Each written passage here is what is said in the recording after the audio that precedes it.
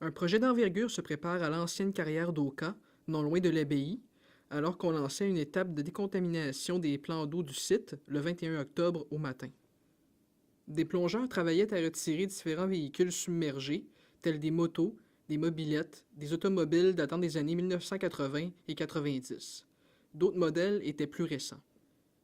Pour l'instant, seulement quelques véhicules ont été retirés du plan d'eau, puisque certains d'entre eux ne sont pas identifiés par une plaque d'immatriculation. Les plongeurs ont découvert des véhicules, donc avec des numéros de plaques d'immatriculation. Avec ces numéros de plaques d'immatriculation, on a pu retracer les propriétaires qui sont les compagnies d'assurance.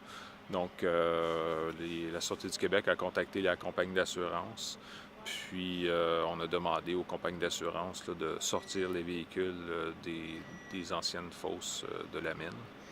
Donc, c'est ce qu'on fait aujourd'hui. Donc, il y a certains véhicules qui vont être sortis des fosses. Donc, c'est un des processus de décontamination parce qu'on sait que dans ces véhicules-là, ça contient de l'essence, ça contient de l'huile. Donc, on ne veut pas contaminer les fosses.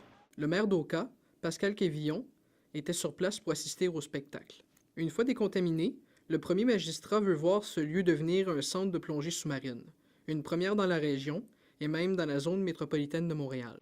Suite à la décontamination par le ministère des Ressources naturelles, probablement en 2018 selon eux, on a un projet de faire un centre de plongée sous-marine ici, dans les anciennes fosses du site minier abandonné qui appartient à la municipalité d'Oka.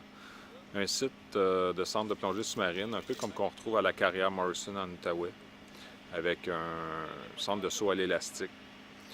Ça serait une première dans la région de Montréal. On n'a aucun centre de plongée sous-marine dans la grande région de Montréal et des Laurentides.